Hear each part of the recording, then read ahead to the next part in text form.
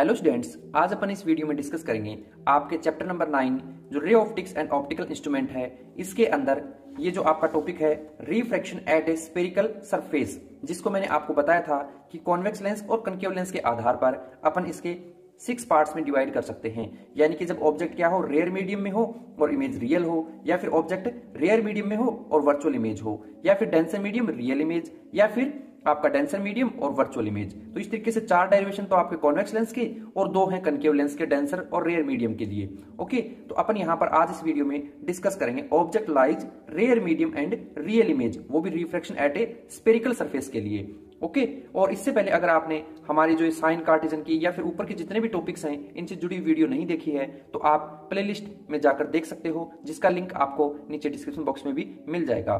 तो अपन शुरुआत करते हैं इसके अंदर refraction at a spherical surface for convex lens और ऑब्जेक्ट लाइज रेयर मीडियम और रियल के लिए। ओके, तो अपना जो टॉपिक है वो ये है refraction at convex spherical surface, जिसके अंदर अपने को टोटल कितने डेरिवेशन करने होंगे? 4 डेरिवेशन करने होंगे। 4 क्या है? 4 के अंदर मैं एक बार बता देता हूं, जब आपका ऑब्जेक्ट कहां हो, रेयर मीडियम में हो। कैसा हो? रेयर में। और आई फॉर इमेज, इमेज आपकी कैसी हो? रियल हो। ओके, वहीं पर सेकंड टाइम अपन सीखेंगे कि ऑब्जेक्ट जब आपका क्या हो, रेयर मीडियम में ही हो, लेकिन इमेज क्या हो, आपकी वर्चुअल हो, वर्चुअल इमेज हो। वहीं कॉन्वेक्स के अंदर अपने को ऑब्जेक्ट लेना होगा डेंसर मीडियम में, और इमेज कैसी हो, वो हो आपकी कैसी? रियल हो। और साथ ही साथ ऑब्जेक्ट अब अपन लेंगे कहां पर? डेंसर मीडियम में, और इमेज कैसी लेंगे? इमेज अपन ले लेंगे वर्चुअल।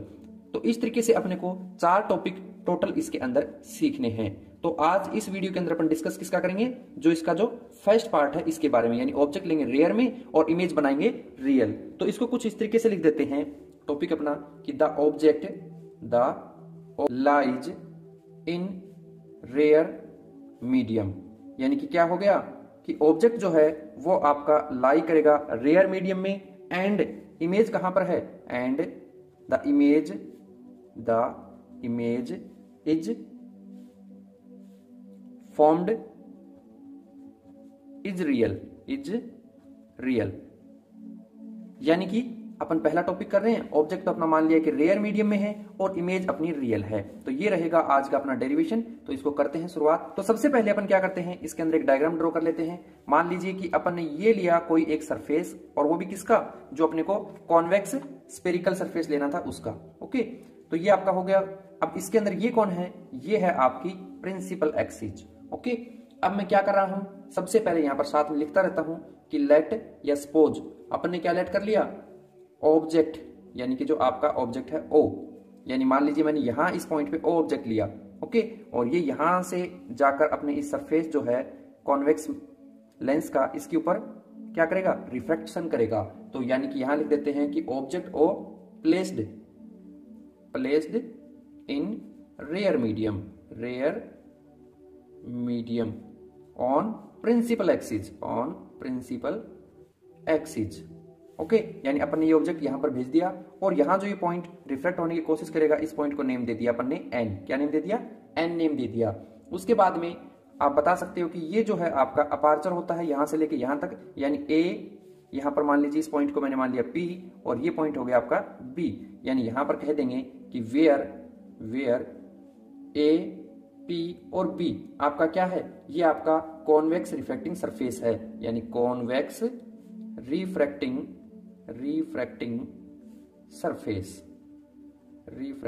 सरफेस। ओके, अब अपन आगे क्या करते हैं, इसके अंदर जो अपना यहां पर जो इमेज है इसको आगे एक्सटेंड कर देते हैं, कुछ इस तरह से बढ़ाते हुए इस पॉइंट के ऊपर, यानी यहां बन जाएगी अपनी इमेज। यानी कि यहां पर अपन बता सकते हैं कि Ni कौन है? ये अपनी रिफ्रैक्टेड रे है, और ON क्या है? ये आपकी इंसिडेंट रे है। तो मैं यहां पर बता देता हूं कि ON ये तो अपना क्या है? Incident ray. क्या है? Incident ray. और वहीं पर Ni क्या है?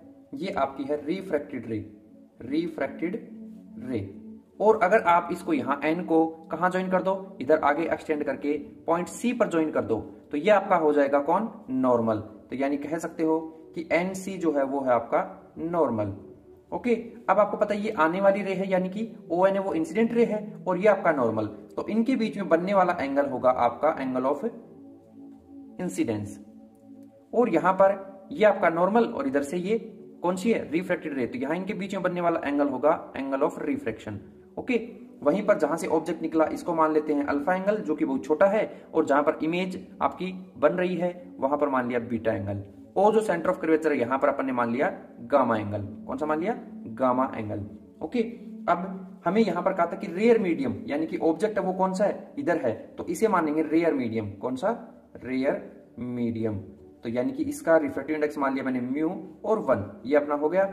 और इधर वाला जो है जहां पर इमेज बनेगी रियल, इसको मान लेते हैं डेंसर मीडियम, डेंसर मीडियम, जिसको अपन ने म्यू2 नेम दे दिया। ओके, तो इस तरीके से अपन ने पूरा जो डायग्राम है ये ड्रॉ कर लेंगे। साथ ही साथ जो आपका यहाँ पर जो पॉइंट है, यहां से एक परपेंडिकुलर ड्रॉ करेंगे ताकि डेरिवेशन करने में हमें हेल्प मिल सके, जिसको पॉइंट दे दिया मैंने एम, तो ये बन गया आपका एन एम। तो यहां पर अपन बता सकते हैं कि म्यू1 जो है वो तो है आपका रेयर मीडियम, क्या है, rare medium of refractive index, में शॉर्ट में आर आई लिख रहा हूं। वहीं पर आपका म्यू2 जो है ये आपका है कौन सा, denser medium, denser medium of are आई यानी रेफ्रैक्टिव इंडेक्स। वहीं पीसी, पी ये रहा और सी ये रहा, यानी कि इन दोनों के बीच के गैप को, सेंटर ऑफ कर्वेचर और पोल के बीच के गैप को क्या बोलते हैं, रेडियस, यानी इसे मान लेंगे कैपिटल आर।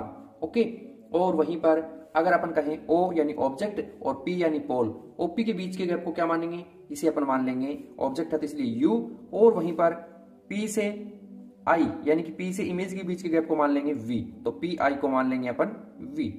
ओके, तो इस तरीके से अपने जो बेसिक बातें थी वो सारी लिख ली हैं। अब डेरिवेशन का पार्ट रहेगा। अब इसके अंदर आपको कुछ भी घबराने की जरूरत नहीं है, सिंपल सा अपने को क्या करना है, एक तो 9th क्लास का कॉन्सेप्ट लगाएंगे और एक अपन 10th क्लास का कॉन्सेप्ट लगाएंगे। जैसे कि आपने 9th क्लास में पढ़ा हुआ है, ये मैं एक बार रफ वर्क बता देता हूं यहाँ पर 9th में, क्या कि जब भी कोई ट्राइंगल होता है, मान लीजिए आपका ये कोई ट्राइंगल है, ओके, तो इस ट्राइंगल के अंदर दो इंटीरियर एंगल यानी कि ये और ये, यानी अगर ये x है और ये y है, इसको आगे एक्सटेंड करके मान लीजिए आपने z बना दिया, तो हमने 9th में पढ़ा था कि जब कोई ट्रायंगल के अंदर दो इंटीरियर एंगल होते हैं उनका सम थर्ड एक्सटीरियर एंगल के इक्वल होता है, यानी x plus Y equal to Z होता है।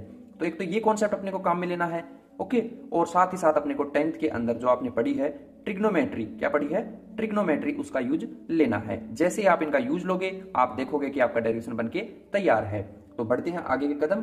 सबसे पहले यहां पर देखिए आप ट्राइंगल लीजिए एन ओ और सी, यानी कि सी सेंटर ऑफ कर्वेचर।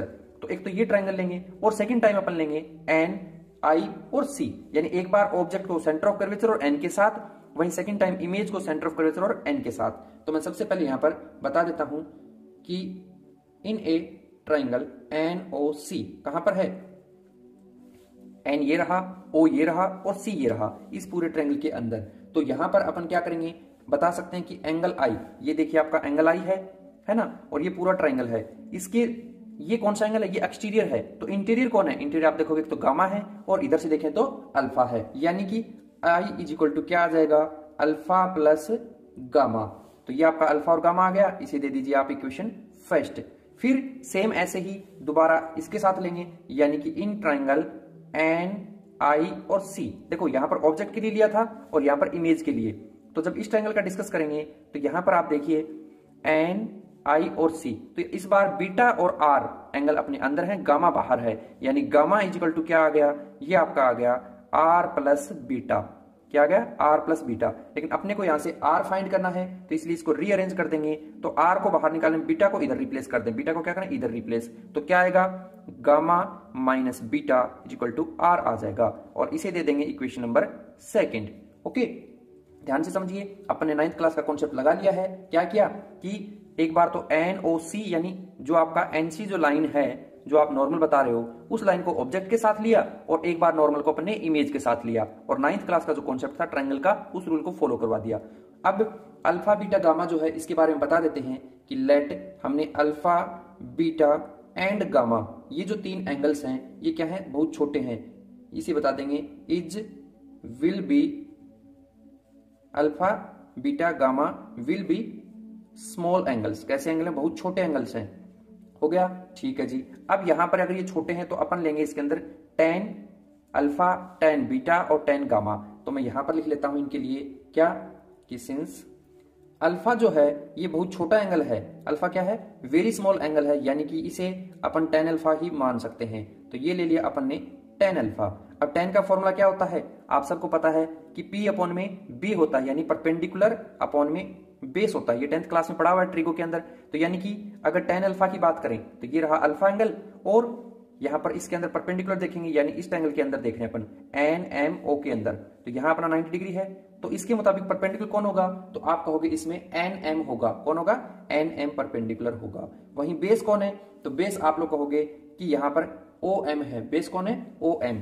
तो ये मैंने OM लिख दिया। लेकिन ध्यान देने की बात यह है कि M जो पॉइंट है वो P के वेरी क्लोज है, P के क्या है, बहुत क्लोज है। तो यानी अपन यहां पर थोड़ा सा चेंज कर देंगे, क्या कि NM को NM लिख देंगे जी, ठीक है। वहीं पर जो अपना OM है, तो M है वो P के ऊपर एक तरीके से लाइज कर रहा है, मतलब क्लोज मान लिया, इसलिए तो यहां पर OM की जगह पर OP शिफ्ट कर देंगे। तो यहां वजह भी बता देंगे क्या कि P close to M, P जो है वो आपका M के क्लोज है। ओके, वहीं अगर आगे चलें तो यहां ध्यान दो कि मैंने OM की जगह पर OP क्यों लिया है।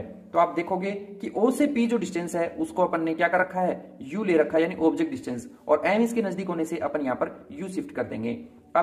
अब यहां ले लेते हैं क्या, बीटा एंगल। तो बीटा के लिए भी सेम यही रहेगा, क्या, tan बीटा। ओके, वही परपेंडिकुलर अपॉन में बेस। तो बीटा एंगल कहां है, तो बीटा एंगल आपका यहां पर है। इसके लिए भी अपने को 90 डिग्री चाहिए, तो यहां पर इधर वाला ले लेंगे। तो ये क्या बनाएगा, ये भी सेम वैसे ही, ऊपर तो आ जाएगा आपका NM और नीचे आ जाएगा MI, और फिर MI के अंदर M है वो P के क्लोज है, तो इसको PI लिख देंगे। यानी इस तरीके से लिख लेंगे NM अपॉन में क्या लिखें, MI, और MI को मैंने बताया था किसके नजदीक मानेंगे, P के क्लोज। तो यहां लिख देंगे NM अपॉन में MI की जगह पर PI लिख दिया। सेम ऐसे ही बीटा के बाद क्या निकाल लें, ये वाला जो एंगल है गामा, ये निकाल लेते हैं। तो इसे भी मान लेंगे tan गामा, और इसका फॉर्मूला भी ऐसे ही क्या आएगा, परपेंडिकुलर अपॉन में बेस की तरह। तो क्या लिख देंगे, इसे लिख देंगे NM, जो कि आपका अपर हाइट है, यानी परपेंडिकुलर है। वहीं बेस का काम इस बार MC कर रहा है, यानी M और C लिख देंगे। लेकिन M को अपन P मान रहे थे, तो इसको भी दिखा देते हैं शो करके कि ये क्लोज है। तो NM का NM आ जाएगा, और नीचे MC की जगह पर अपन क्या लिख देंगे, PC लिख देंगे। PC क्यों, क्योंकि P से C लेंथ हमें पता है कि वो R है। कितनी है, R है।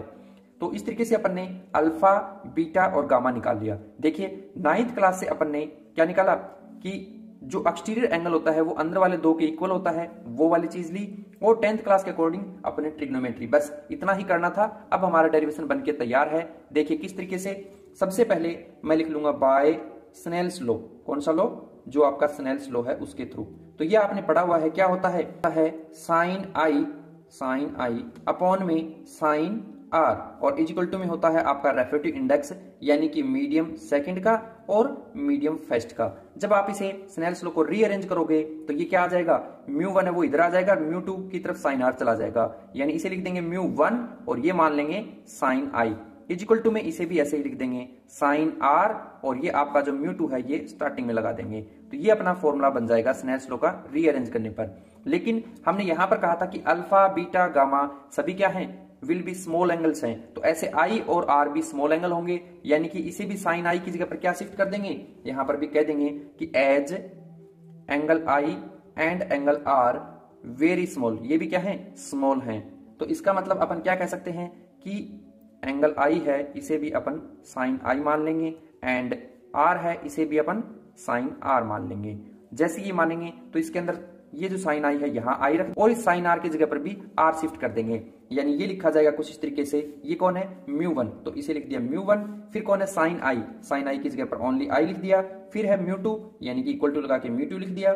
फिर साइन आर है, इसको भी आर लिख देंगे। तो इस तरीके से अपने को ये जो स्नेल्स लॉ है इसको रीअरेंज और इन दोनों को ये जो स्मॉल एंगल है मानने के बाद में इस फॉर्म में ले आते हैं।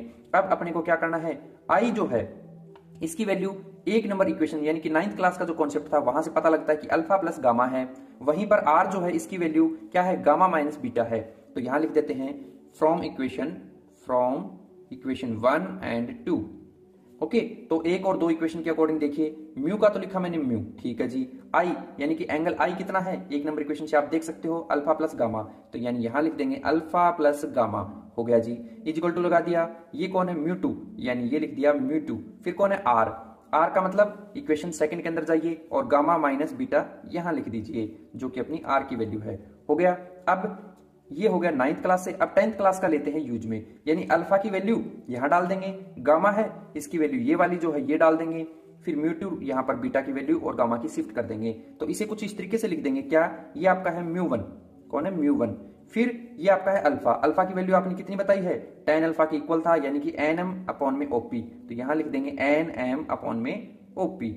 फिर आगे प्लस का साइन है, प्लस का साइन लगा दीजिए। फिर गामा, गामा की वैल्यू कितनी निकाली, अल्फा की ये थी, बीटा की और गामा की ये वाली, यानी कि nm अपॉन में pc, तो इसे लिख देंगे nm अपॉन में pc, ब्रैकेट क्लोज कर दिया, इक्वल टू है ये लगा देंगे। फिर क्या है म्यू2, यानी इस म्यू2 को लिख देंगे। फिर गामा की वैल्यू दोबारा चाहिए, तो गामा वाली यही थी जो अपने यहां पर रखी थी, या फिर आप यहां से देख के लिख लीजिए कि nm अपॉन में pc। फिर क्या आएगा, माइनस का साइन है तो माइनस लगा दीजिए। बीटा की वैल्यू चाहिए तो बीटा यहां पर था, यानी nm अपॉन में pi, तो यहां लिख देंगे nm अपॉन में pi। अब आप देखिए जब आपने ये वैल्यू फिल कर ली तो इसके ऊपरी साइड में nm है और यहां पर भी nm है, तो nm आ जाएगा कॉमन बाहर और एक दूसरे से कैंसिल, यानी कि इसे कुछ इस तरीके से लिख सकते हैं, क्या ये जो म्यू1 है इसे लिख दूंगा म्यू1, और फिर ब्रैकेट के अंदर जो आपका nm है ये निकाल दूंगा साथ में बाहर कॉमन, और अंदर बचेगा 1 अपॉन में ओपी, क्या बचा 1 अपॉन में ओपी, प्लस ये nm भी बाहर कॉमन चला गया तो 1 अपॉन में pc आएगा। ब्रैकेट क्लोज किया, इक्वल टू लगाया, ये था आपका म्यू2 लिख दिया। यहां से nm कॉमन आ रहा है तो इसे भी लिख दीजिए, और ब्रैकेट के अंदर बचेगा 1 अपॉन में pc और माइनस 1 अपॉन में pi। ठीक है जी।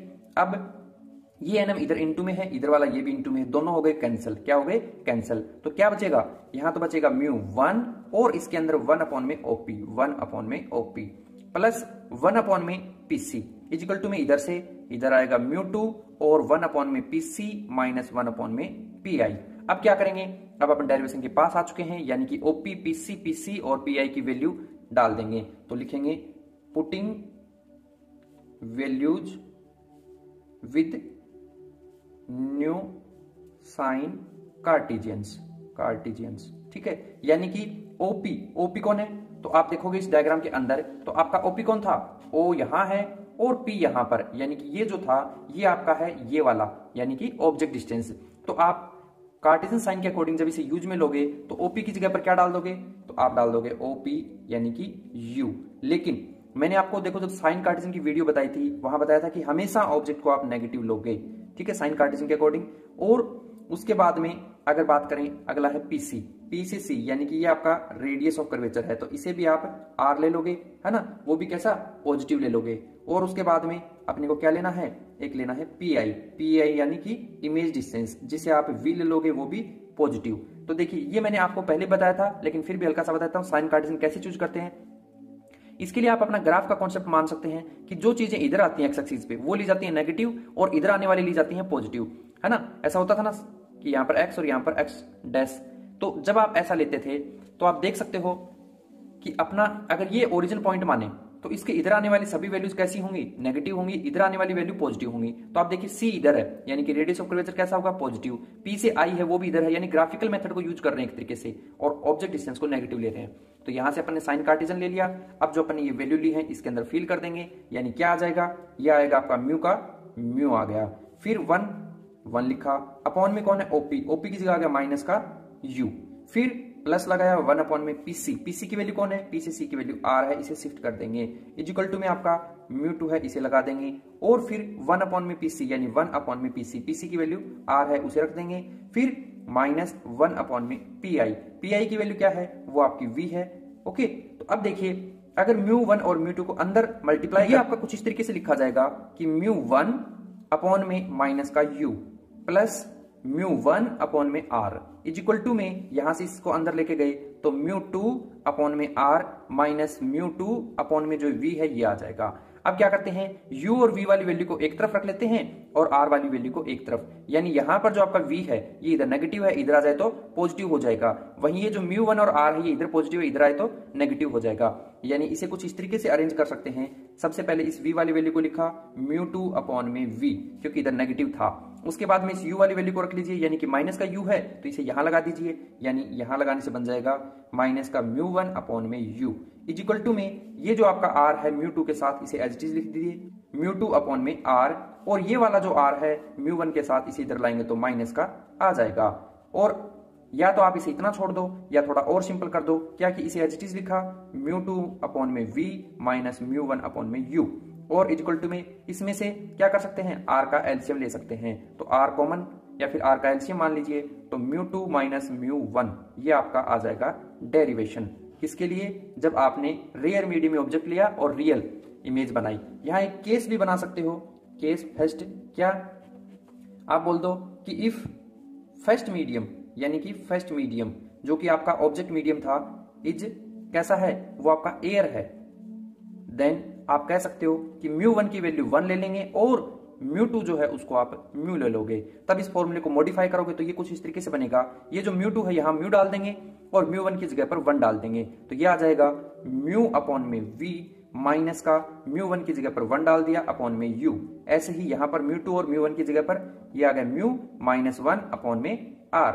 तो इस तरीके से अपन ने ये कंप्लीट इसके केस के साथ डेरिवेशन कर लिया। आई होप आपको ये डेरिवेशन अच्छे समझ में आ गया होगा। करना कुछ नहीं होता, 9th क्लास के कॉन्सेप्ट से तो आप इसके ट्रायंगल का रूल को फॉलो करवा दो और 10th क्लास से ट्रिग्नोमेट्री ले लो और स्नेल्स लॉ के अंदर इसकी वैल्यू डाल दो और साइन कार्टेशियन का जैसे ही यूज करोगे आपको कंप्लीट डेरिवेशन समझ में आ जाएगा। ओके।